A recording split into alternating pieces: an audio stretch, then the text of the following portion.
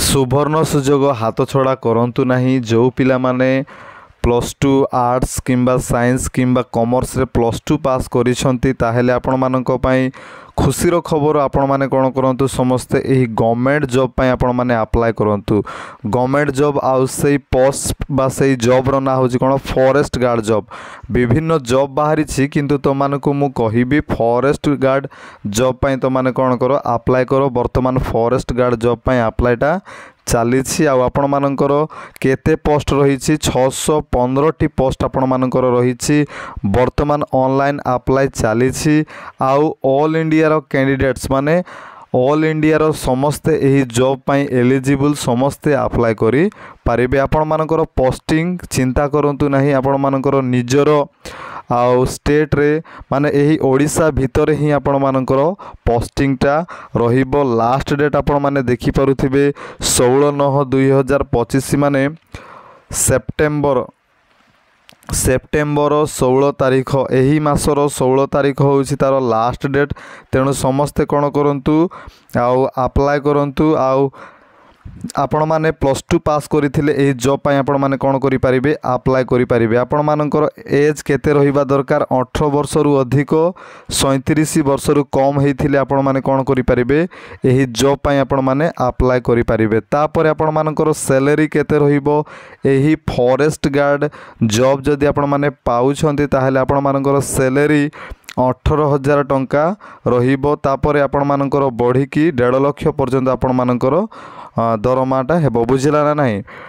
तापर आपण माने एई जगह देखि पारुथिबे जो पिला माने जनरल आउ ओबीसी अछंती सेमानकु 100 टंका देकी कोन करिवाकू पड़िबो ऑनलाइन करिवाकू पड़िबो 100 टंका जनरल आउ ओबीसी पिला मानकू।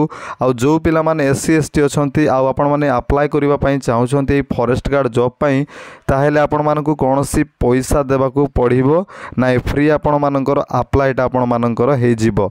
डॉक्यूमेंट्स कोन कोन दरकार पड़िबो आपण मानकर 10th सर्टिफिकेट आउ +2 सर्टिफिकेट तापर 2टी पास फोटो आपण मानकर दरकार। तापर आपण मानकर कास्ट सर्टिफिकेट आपण माने देबे।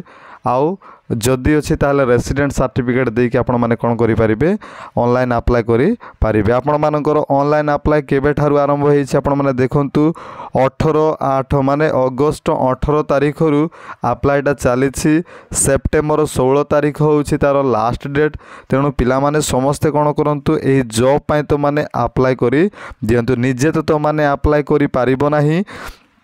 तो माने कोन करो आउ पाखरे थिबा आपण मानको घर पाखरे थिबा कंप्यूटर दुकान को तो माने जीवो। बुझिला ना नहीं। आपण मान एई ऑफिशियल नोटिफिकेशन तो माने आगे देखि दियो। एटा होची तार ऑफिशियल नोटिफिकेशन। तो तुम निज घर पाखरे थिबा तो माने कोन करो कंप्यूटर दुकान को जीवो आउ एही नोटिसटा से मानकू देखैबो। से मानकू कहिबो सर एही नोटिसटा आपण माने देखंतु आउ एही नोटिस अनुसार मो फॉरेस्ट गार्ड जॉब पई कोन करिबा को चाहूची अप्लाई करिबा को चाहूची आपण फॉरेस्ट गार्ड जॉब पई अप्लाई करि दियंतु। एही जगह लिखा है देखंतु ऑफिशियल नोटिफिकेशन रे मध्य 18/8 माने अगस्त 18 तारीख रु आरंभ चली form fill up apply online apply चली। 16 सेप्टेम्बर तार लास्ट डेटा रही। यही नोटिसटा तो माने मो यूट्यूब वीडियो रु मध्य तो माने से भाई को जी ऑनलाइन अप्लाई करूची तांको देखैदेले तांके जानि जिवे आउ तो मानकर ऑनलाइन अप्लाईटा तांके करिदेबे। ठीक अछि। आपण माने देखि पारुथे विभिन्न पोस्ट बाहरी। एटा सेंट्रल गवर्नमेंट जॉब। बुझिला ना नहीं। माने सबु ऑल इंडिया रो समस्ते कोन करि परिबे एई जॉब को अप्लाई करि परिबे। तो आपण माने 23 नंबर आपण माने देखिबे। बुझिला ना नहीं।